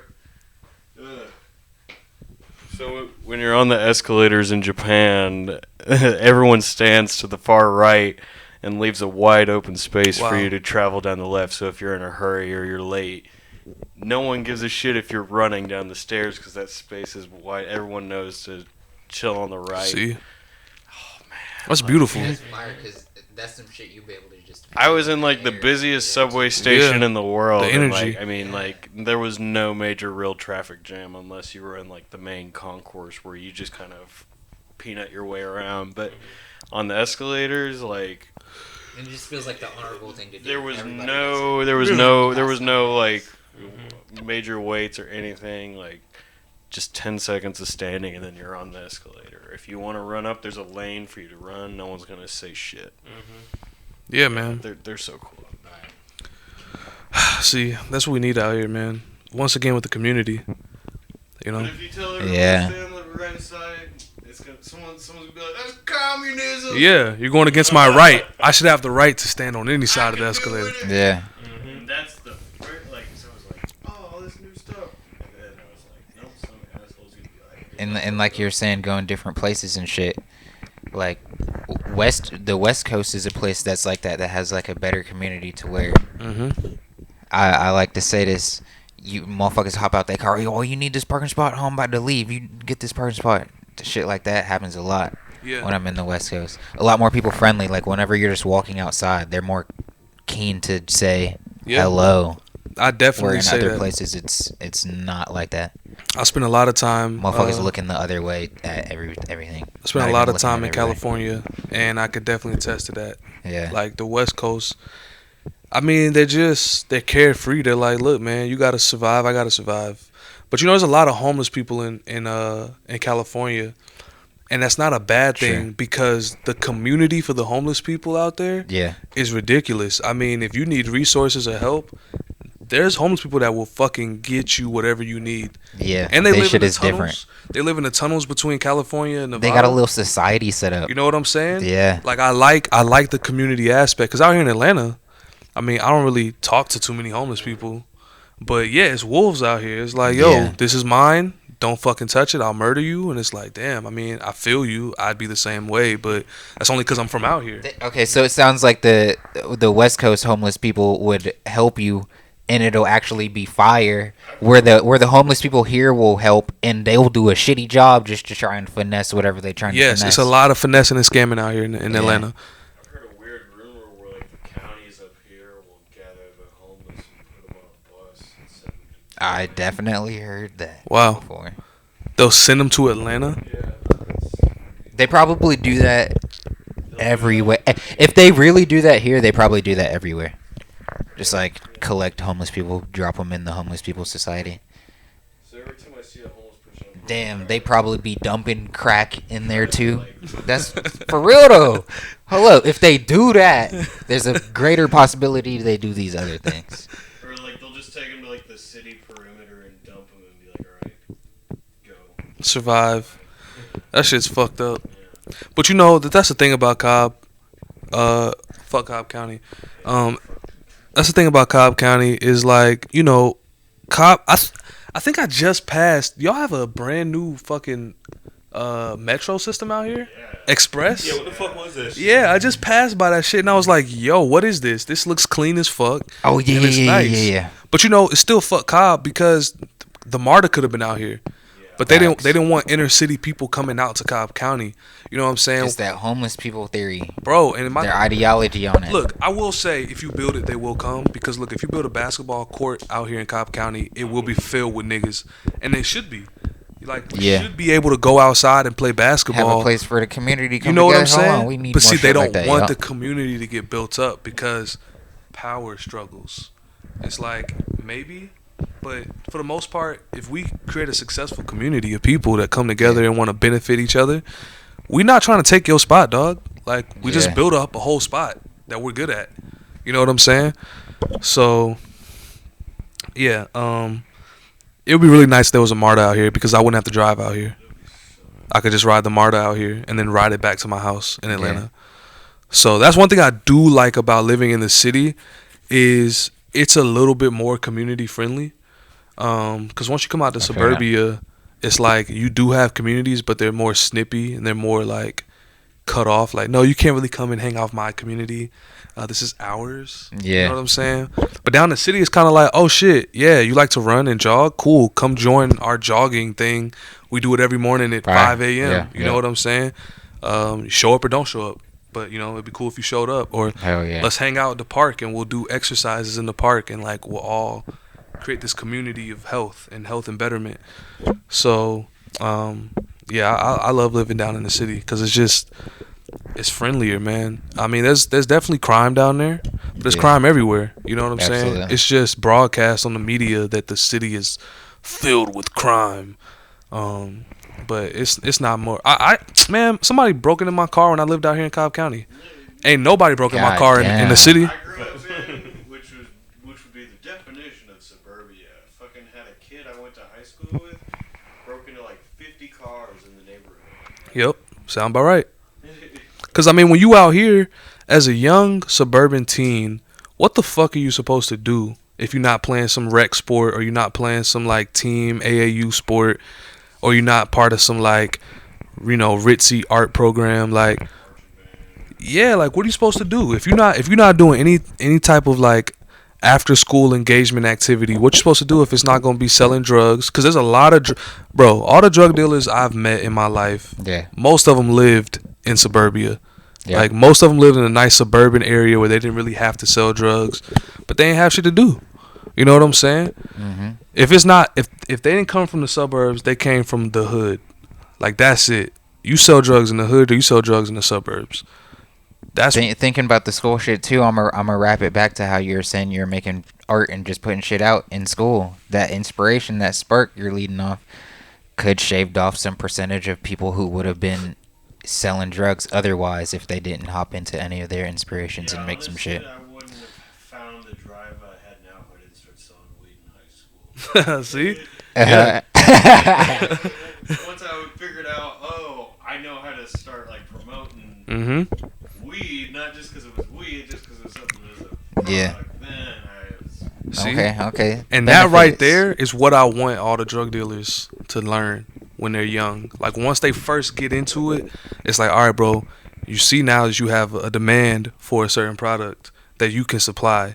Now, what if you took that same mindset and you got together with a few other people who have that same mindset and y'all opened a small business, a small restaurant, a small anything, and you started supplying people with certain products that they want? You could make all that money that you want to make selling drugs legit. You don't gotta worry. You don't gotta look behind your back. You don't gotta worry about somebody having beef with you. Facts. You know what I'm saying? Because I say the hood is honestly America's last advantage. Like if you grew up in the hood in America, you could do any fucking thing that you want to do because you gained all the skills that people use in business, that people use in corporations. Like you gained all those skills without having to spend a single fucking dollar. Yeah. Yeah. Throw them in the mud. Part about the You know what I'm saying? is, like, even though it's known as like empty pockets and stuff, they support with their pockets heavy. Yeah. Heavy. It's a lot of money in the hood. Suburbia, like, kids got fat ass pockets, but won't even give you $5. Exactly. That's what I like about the hood too, because you have that sense of community. It's like, you know what I'm saying? $20 isn't even a question for them. Like, yeah. Yeah. It's like I'll help you out. You know what I'm saying? And they support each other. Like if somebody pops off from their hood, boom, everybody's rallying behind them. You know what I'm saying? As opposed to if you pop off somewhere like out here, maybe someone from another school will fuck with you, but people from your school might be like, nah. I know you. You know what I'm saying? It's just stories they tell their friends. That's how it is. I know you. Family You know what I'm saying? 100%. Because they're like, I watched you grow up. There's no way you could be this. Yeah. But it's like, bro, I'm obviously this. Right. You can see it. You know what I'm saying? Yeah. Why don't you support me? That's what I like about like Asian communities. What I like about African communities, Jewish communities. It's like if you got a good business idea, those people in your family are gonna put the money behind you to help you get to that point. You know what I'm saying? Yeah. You're gonna have haters and crabs in every community, every family, every hood. That's just a given. But you have a higher chance of someone saying, okay, I see some potential in you. I'm gonna put some money behind you, or I'm gonna connect you with somebody who can make you bring this, to fruition. Yeah. So once again, with gripes from my family than gripes from the bank too. Yeah. For a loan. 100%. Like why are we loaning or getting loans from the bank? You know what I'm saying? Why are we getting loans from the family? Because the bank, you niggas just gamble with your money. They just take your money and then they give you 1% of your money back. At the end of the year, you might get like 2 pennies.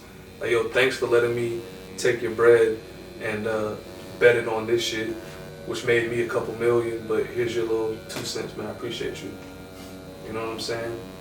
And I don't say that to say that we need to start having black banks, nothing like that. I'm just saying, as a community, the community is the bank. We should just invest in each other. You know what I'm saying? Appoint a leader. You know what I'm saying? Appoint some accountants. And let's figure out how we can change everybody's life. You know what I'm saying? Everybody doesn't have to be the guy. You know what I'm saying? Oftentimes, it's those people that are going to support, like I said, the team effort. Yeah. It's those people that are going to support on the back end that actually make that guy become the guy. But without you, that guy never would have been the guy. Absolutely. And you wouldn't be living, lavishly. You know what I'm saying? So everybody don't have to be the front man. Like, take pride in being in behind the scenes and making things actually work. Yeah. So the front man looks good, because now you put yourself in a situation where you can go work behind the scenes. Everybody playing their role. You know what I'm saying? Everybody's playing their role, and now since you're a role player, you can go play a role on a different team.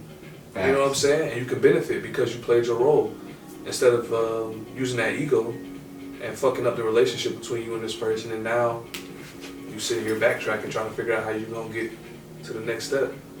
So team effort, man. community. Okay, you've said something about ego in a negative connotation a couple times, right? And you're speaking about how the energy of the words. Do you ever think of ego having a positive connotation? 100%. Ego is a double-edged sword. You know what I'm saying? I would say that ego, me building my ego, helped me to carelessly make some of my best music. Pause, but it's good. Ego definitely helped me carelessly make some of my best music, some of my best films, because I had built myself up to a place where I knew exactly who I was. I knew exactly what I was capable of, and I wasn't. I was getting therapy from. I couldn't, because the room was so bland. There was nothing in there. I mean, I'm a broke college student. I'm not about to go buy anything to put in there. So I just had to suffer in there.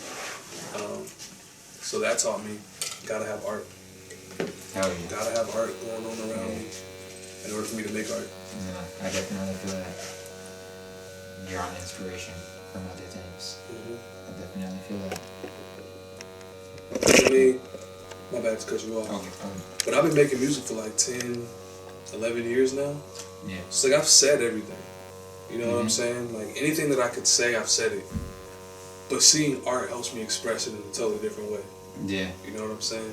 Like just seeing art just helps me take something that I could say as one sentence and break that shit down into an abstract 32 bar song. Yeah. You know what I'm saying? So, gotta have art. You big food guy? I'm a foodie. Okay. I love eating. And I should honestly be like 700 pounds. Yeah. But genetics. Yeah. And an athletic past, yeah, I guess, keeps me from gaining a shit ton of weight. I wanted to ask this when you were talking about fuck that's delicious. Okay, yeah. Yeah, what's your favorite kind of food? Bro, food is my favorite kind of food. Okay. Like, if I'm hanging out with Africans, it's stew, fish, chicken, whatever the fuck they're making, I'm eating it, and it's delicious. Hell yeah. If I'm with the Asians, man, we doing traditional Asian food, man. Give me some fucking regular-ass white rice, fry some chicken, or just sauce up some chicken, or don't sauce up any chicken, just season that shit. You've had escargot? He's had escargot. Yeah, I haven't, but I want escargot. You like it? She was actually good. You like it? It was actually I good. really I was want some surprised. escargot. It's just more on the extravagant side, so I had to ask. Like, are you the type of person who's down to just try That nigga's different on kinds? anything. Yeah, bro. I eat food, bro. Shit, yeah. I eat food. You put me in the wilderness, I'm killing something to eat me. Without a doubt. Like, I eat food. I don't care where it's from, who made it, none of that shit. Well, let me preface that. If white people are making the food, I gotta test it first. I gotta see if it's worth me eating. Yeah. Because, let me see, out of the white people that have cooked food for me, the best food outside of my girlfriend is my homie Logan's parents. His mom cooks food. She's nice with it.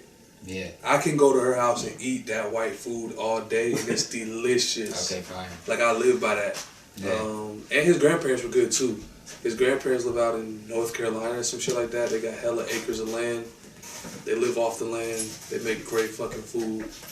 So, yeah, man. If you come from the country and you white, or you come from, like, you know, an impoverished area, I'll trust your food more so than somebody who comes from like an upper class white family. Some more culture. You know what I'm saying? You gotta have culture. You're right. You're totally right.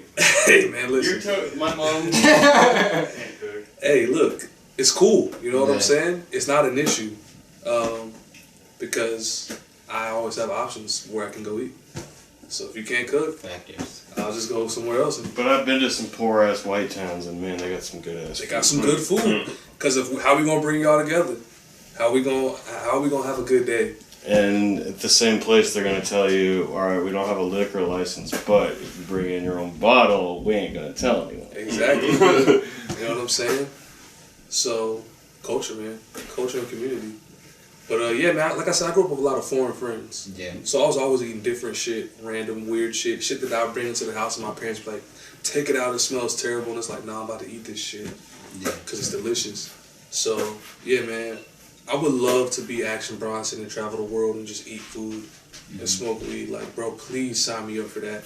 Matter of fact, I just met this girl who was working on a set with me, and basically, she's starting up a show where she brings in artists and talent, and they just eat food and like have conversations and shit like that. And I was like, look, what do I have to do to just be there, to just get a crumb off one of y'all's plate? Like, I'll go get y'all coffee. You know what I'm saying? Like, whatever y'all need, just give me a plate or something. So yeah, man, I love food. I'm actually thinking about what I'm about to eat when I go home. Man, we gonna start the wrap up tour. What's your favorite piece of art you have released to the world right now? My favorite piece of art that I've released to the world. Yeah. I just took it down, but it's 112. Oh my God, you took that down. You took that 112? Yeah. I didn't know you took that one down. I took 112 down. Damn. And that was your favorite? I think so, because I think 112 was the perfect combination. Hold on one sec. I think 112 was a perfect combination between the styles that I was going through at the time. Okay. And even where I'm at now. Like, 112 pioneered this thing I call the platinum flow. Like, just the way I was cutting into the beat on the verse and the hook, that's the platinum flow. So I came up with that shit with my boy Jima. Just us freestyling back and forth and just coming up with this different type of flow. Yeah. Shout out to 36 Mafia again, because I feel like Project Pat subconsciously influenced that flow. But yeah, I feel like the production on that, because I made that beat, and that beat knocks harder than pretty much any beat I've ever made. And you get a combination of me with the melodic shit on the hook, and then you get like the verse. And even though the verse is real rappy, it's still melodic. Yeah. And it's still dark. Like, it's dark undertones on that whole beat, that whole song.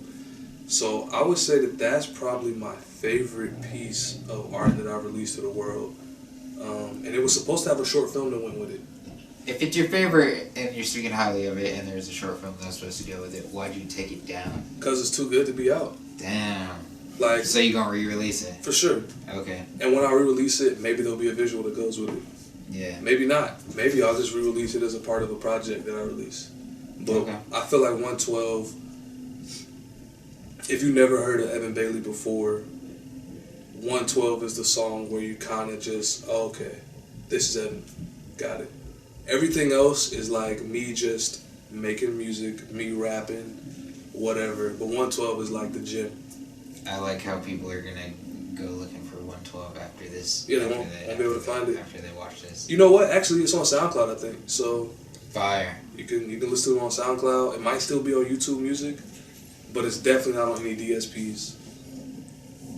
Depending on whatever time they watch this too, that shit, it might be out. True. That's very true. They watch this hoe in the future. That's true. It might be out right now. Damn. No, yeah, I fuck with that song a lot. I remember so flipped vice versa. How you're speaking about making a beat or producing while visuals are going on. Yeah. So just flipped vice versa, creating visuals while the audio is going on type shit. And I remember when I first started painting, 112 was one of the songs that I was listening to. Oh, I remember because I just remember posting that shit in the story. Yeah, I think I remember that story. Yeah. That was when I first started painting. Wow, that's fucking crazy. I was just going. Hey, not too much thought in it, I was just going. But that was definitely one of the ones I was listening to. I definitely threw that in my playlist too. I put that shit in my fucking playlist. Now you're missing I got like a main playlist that's got like a from old ass music to this day and age. It's the one that has pretty much everything that I would consider a favorite. Yeah. Yep, threw that shit in there. So yep, it's definitely missing. Yeah, man, I can sing you the song. Just want to listen to it. Hey, I'll definitely do that. Yeah. You send it to me though, I'll fuck around and use it for something though. Hey man, I mean listen, Playboy Cardi, he had some great marketing when everybody was leaking his music. Yeah. You know what I'm saying? I'm definitely that type of motherfucker. Say with the streaming shit, right? With the streaming, I'll definitely leak some shit on the stream. Just be playing it while I'm playing a match or some shit. I will easily send you some music to play during your stream. Hell yeah. Without a doubt. Hell yeah. I want people to do that. We definitely got to do that. Just some unreleased shit, and that's the only place I'll play it. 'Cause Yeah. it's some real exclusive shit. Nah, that's fine, because you cultivate a whole entire audience off of that shit. Mm-hmm. Like, just Absolutely. straight up exclusives. Plus, then I can send people to your stream Fire. for the exclusives. It's like, yo, Yeah. man, here's a new Evan Bailey. You gotta check out this stream. Yeah, You know what nah. I'm saying? That's fire. Yo. Hey, we definitely got to do that shit. Yeah. For sure. I like streaming because I tell this to everybody who knows about the stream. And they might even be thinking about streaming. I like it for the community sense, right? Like, you really get, especially grinding from the bottom and going up. Like, now I have people watching me, but it's like every single person that watches me, I remember they were the only person in the That was stream at watching some me. point. Yeah. Like, at some point, I had one viewer, and that person was it. Yeah. So, like, it's just a bunch of those people getting collected, and I've had an intimate conversation with them at some point. So now when it's, like, 10 people in the stream, in the future when it's, like, fucking hundreds of people in the stream, I'll have a strong connection with everybody in that community. Yep. That's what it's all about, man. Mm-hmm. It's not gonna start off at like 100,000. It's gonna start off at 1. Absolutely. And then it just builds slowly, and then boom, out of nowhere, now you got hundreds of thousands of people that's fucking with you. Facts. And I mean, that's how you really create a movement. So, yeah, man, I'm happy that you're on this journey right now. Appreciate you. I can't wait to see where this shit's gonna go. Appreciate you. Here, I'll branch it off to this too, because just about the growing aspect, every person I know that has, let's say, over 100,000 followers on any type of social media, they always speak about growing that as like a domino effect, to where it starts off slow, but once it gets going fast and it's hot, It goes. it goes like that. So it's like, thinking of it, it's the same with like creation. You knock down that first one, that fucking tumbleweed just starts to fucking roll. It starts to fucking tumble. Yep.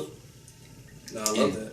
And another thing too is a fucking, what I initially was gonna say, I had to do that little precursor, that prerequisite. Virgil Abloh, rest in peace, Virgil Abloh. Yes. But I always heard him speak about how he would suggest people starting, or try and give them that light on when they're first starting, and he would always say, just do it, and then everything would lead together like a fucking domino effect. Like, let's just say it's selling something or starting a business. The people close to you will fuck with it, and then it'll go with the friends of those friends, the family of that family, and it'll just keep going like a domino effect. Yeah. He spoke of the same thing as his like art process. Yeah. It just going a domino effect. I mean, real shit. Shout out to Master P, because word of mouth is still the best way to promote anything. You know what I'm saying? And so you selling mixtapes out the back of your trunk, you probably gonna touch more people than just putting some shit out online. You know what I'm saying? Now, obviously paying for ads helps out a lot, but Yeah. having that community aspect where they know you, they see where you are, you know what I'm saying? They can come fuck with you, come talk to you, get some game from you, give you game.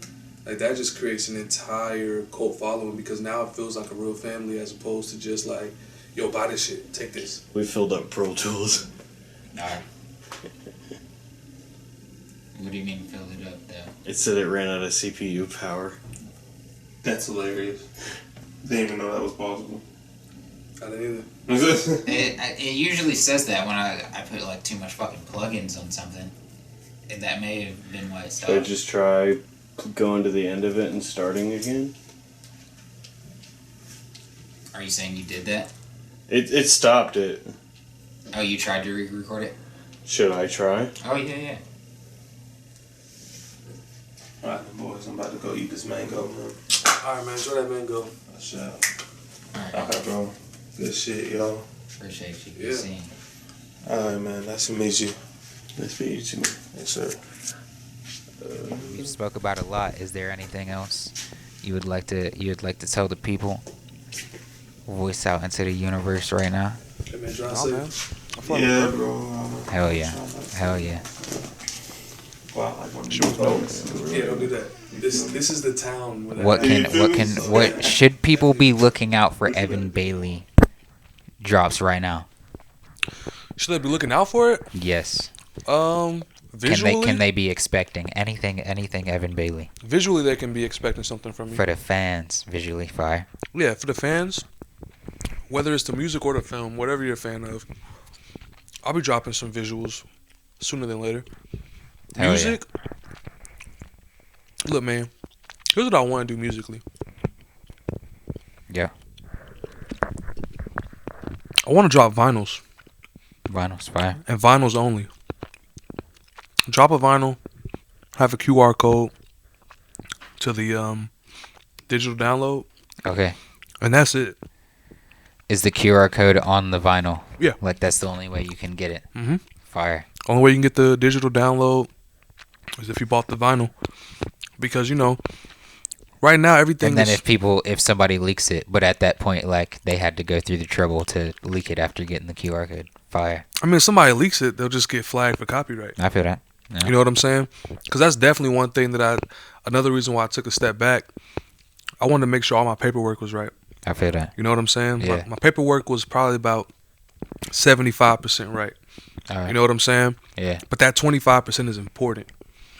Factors. So I've been talking with some OGs, some people who've been doing this shit for a very long time, people who came from the physical music world to the digital music world, Yeah. and just giving me gems, you know what I'm saying? Yeah. Giving me game on this whole music thing.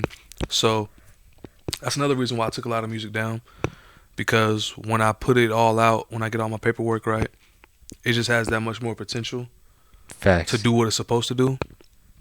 But yeah, man, like I really wanna move physically. Like I really want that real cult following. Like I'm not trying to be some huge world-renowned artist.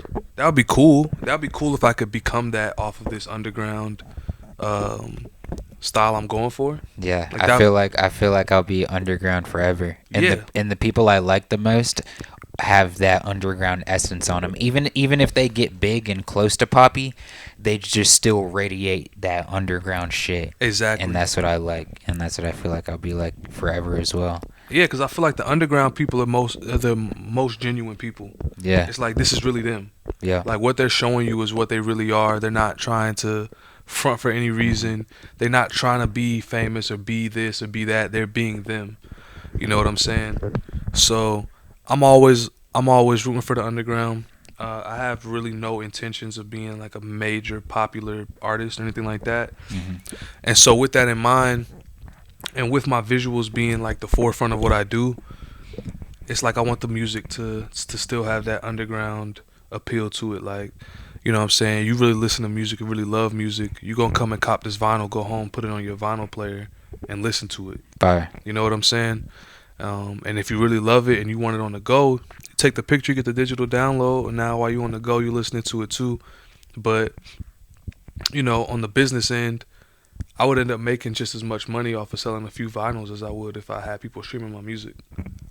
Facts. You know what I'm saying? It's the same amount of money, except one side of it, I'm trying to appeal to people that I have no intention of actually caring about. Mm-hmm. And on the other end, it's like, all right, I'm actually meeting up with you. We having intimate conversations. I'm really getting to know you. You really getting to know me. And now you get to hear the music, the soundtrack to the whole thing. So, the music is coming sooner than later. All right. It's not going to be like another year before I drop or anything like that. Yeah. But you definitely going to see visuals from me before you hear music from me. Okay. Hell And yeah. there'll probably be music in the visuals, but the visual way is the way it's coming first. Yeah, I like those fucking little snippets you Yeah. dropped. Yeah, I drop little moments of life. Yeah. You know what I'm saying? Because it's all about that world. Mm-hmm. Like, where do you actually live? Where do you actually exist in? You know what I'm saying? Once again, I don't care about money. I don't care about, like, see, I'm here, some Adidas sweatpants and a FedEx hoodie. Like, Yeah. this is me. This is how I chill. Yeah. When I'm on set, I dress like this. That's why I liked setting up the cameras all ratchet and just turning the cameras on, letting it be ratchet. Like, I mean, this is us. Yeah, We're facts. here. This is how we do things. You know what I'm Yeah. saying? I don't really care about anything else. Yep. So, yeah, man, I just want to create a world for me, all my friends, my alter egos to live in, so that way it all makes sense. What we gonna do right there, just because that sounds so motherfucking beautiful, we gonna properly end the fucking podcast. You have been here with Evan motherfucking Bailey, Enigma, coolest nigga ever. Blind interview number 5. Ooh, number 5. I like that number. Thank you. Yeah. That shit was dope. Fuck with that. I'm glad we did that. Yeah, man. I am too. A lot of questions naturally just like got answered through conversation. That's how it should be. Yeah, hell You know what yeah. I'm saying? I actually hate interviews.